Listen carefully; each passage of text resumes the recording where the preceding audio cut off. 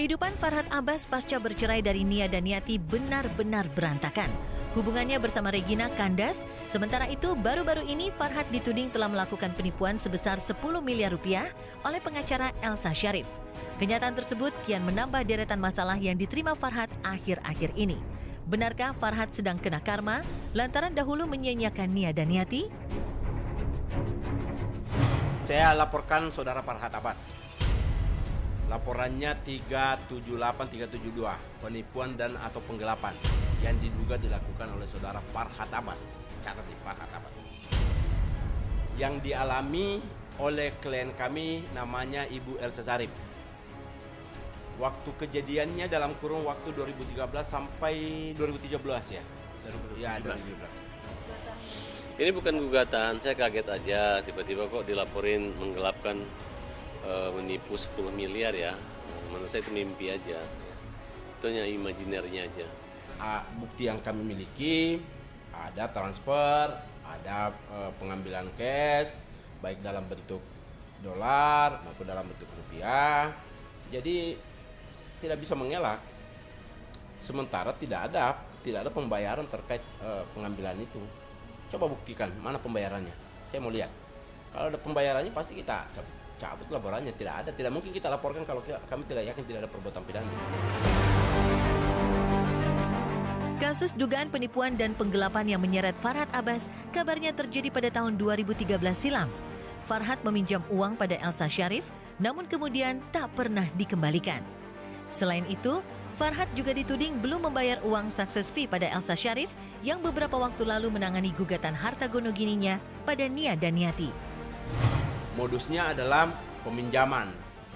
Jadi terlapor ini meminjam uang kepada Ibu Elsa Sharif.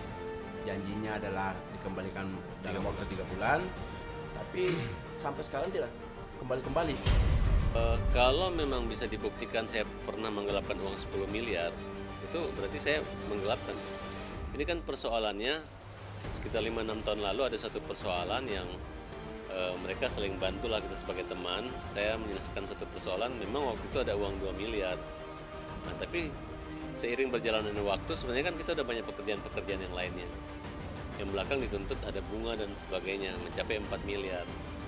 Jadi poin sampai ke 10 miliar tuh 5 miliar tuh dianggap saya punya hutang atau menggelapkan uang dia, padahal itu adalah uang harta gono gini saya yang harusnya dapat mungkin sekitar katanya 40 miliar dalam somasinya bagi 20 jadi 20% dari 20 miliar kurang lebih 4 miliar.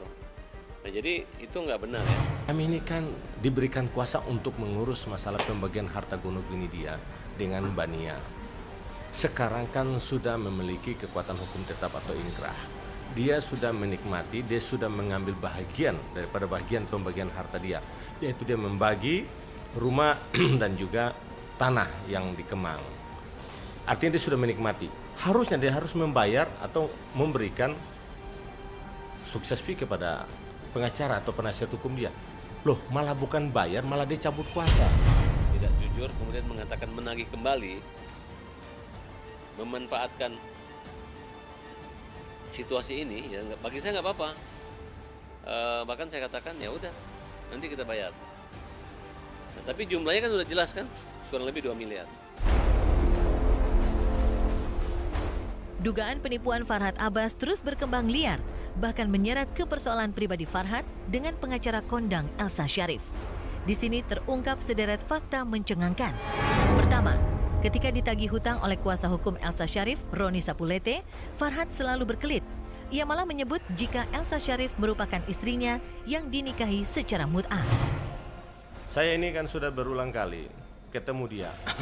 Saya minta untuk dia segera mungkin mengembalikan uang Bu Elsa. Bahkan dia pernah katakan bahwa saya ini suaminya Bu Elsa. Saya kaget. Suami apa? Suami mut'ah katanya. Itu suami. Saya bingung juga. Saya juga bingung nih. Ini itu apa? Itu ada perkawinan mut'ah dari mana? Kita nggak tahu nih. Ya itu mungkin menurut ada ilmu dia lainnya. Kita nggak tahu. Mungkin tanya dia lah. Tanggapan Bu Elsa sendiri gimana tuh Pak? Nggak pernah itu yang namanya. Ya kaget. Ibu Elsa pasti kaget. Memang waktu itu memang saya ngomong apa ya, dia ngomong Farhad katanya mau minta nikah sama Bu Elsa. Itu saya bilang udah tua, jelek, nenek-nenek gitu. Itu disampaikan sama Roni. Iya, itulah yang membuat Ibu Elsa marah sama saya. Anggap saya mengejek dia. Makanya saya bilang, lu kok usir grup gua dari kantor? Bukan saya yang usir, Roni katanya gitu. Terus dia bilang, gua jelek ya, gua nenek ya. Enggak, lu cantik, lu muda, gitu aja kan. Oh, kata Roni, berarti Roni yang adu domba. Fakta kedua, sebelum perkara dugaan penipuan dan penggelapan ini dilaporkan ke pihak kepolisian, hubungan Farhad Abbas dan Elsa Sharif begitu sangat dekat.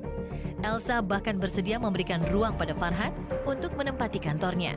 Sementara itu, Farhad menyebut jika dirinya pernah membantu Elsa Sharif dan bahkan pernah memberinya mobil mewah. Mulai karir saya kan awalnya juga waktu Ibu Elsa masuk penjara saya yang bantu keluarin kok. Tahun 2003. Kemudian Bu Elsa beli mobil Accord, Honda Accord pertama pun saya yang belikan kok. Ya kan? Dari awal hampir semua pegawai Bu Elsa juga bedol desa dari kantor saya semua. Jadi hubungan saya dengan Ibu Elsa betul-betul sudah seperti saudara. Berkantor juga di kantor Bu Elsa. Si terlapor ini, Eva ini, pernah berkantor Ibu Elsa dengan iming-iming bahwa dia akan melakukan pekerjaan untuk bisa mengembalikan uang Ibu Elsa. Tapi ternyata dia malah meminjam lagi uang di Bu Elsa.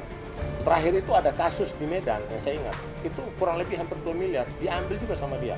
Padahal itu uang daripada honor Ibu Elsa. Success fee daripada Ibu Elsa. Itu juga diambil sama dia. Ibu Elsa juga, ya Ibu Elsa kan yang tadi dikatakan ya, Ibu Elsa itu orangnya baik. Bukan kepada Farhad aja, kepada orang lain juga Ibu Elsa selalu baik. Gitu. Tapi kepada orang yang satu yang kita laporkan ini sungguh luar biasa. Saya masih kesal karena kerjasama mereka usir dan mereka buang berkas-berkas kita. Itu kita anggap sombong. Kalau saya kabur atau saya tinggalin nggak apa. Kita mau ke kantor itu udah malu.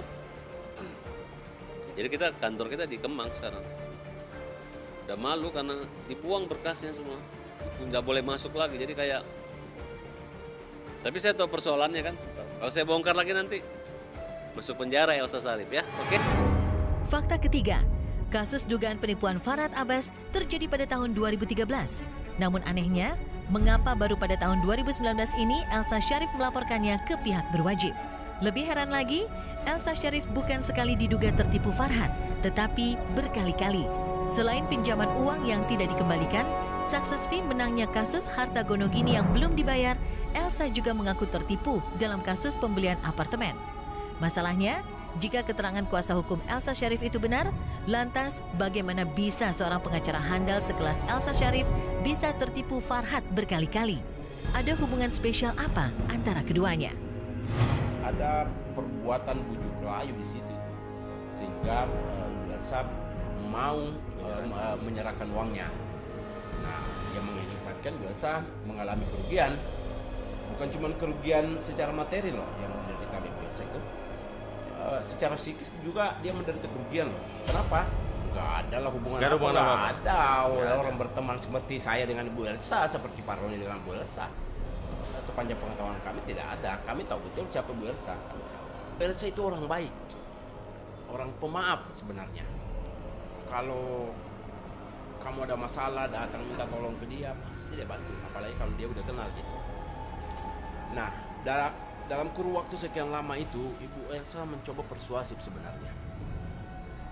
Menunggu, tapi ya PHP kalau orang milenial nyebutnya sekarang itu PHP aja. Sekarang buktikan aja 10 miliarnya di mana.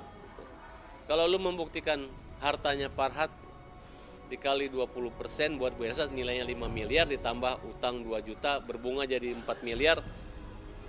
Jadi 10 miliar ya itu sama aja ngejek gue. Nanti gue laporin balik, laporan palsu. Kalau lu klaim gue Farhad, kemudian lu masih berharap dapat persentase dari gue, ya lu sopan sama gue. Lu nggak usir gue, nggak usah di berkas-berkas dibuang semua dari kantor. Itu kan sama aja. Bukan membangunkan macan tidur ya, tapi macan yang nggak mau tidur disuruh tidur. Itu kan pasti marah macannya, digigit. Untuk mau jual rumah itu nggak tahu dari saya. Soalnya Pak Farhan kan di KTP RT di Bogor deh alamat itu. Tapi paling nanti kalau ke notaris baru bisa keterangan dari RT. Iya katanya sih gitu, katanya Bang Farhan pengen jual rumah sama yang di sini, tapi Nggak tahu dah tuh saya. Nggak.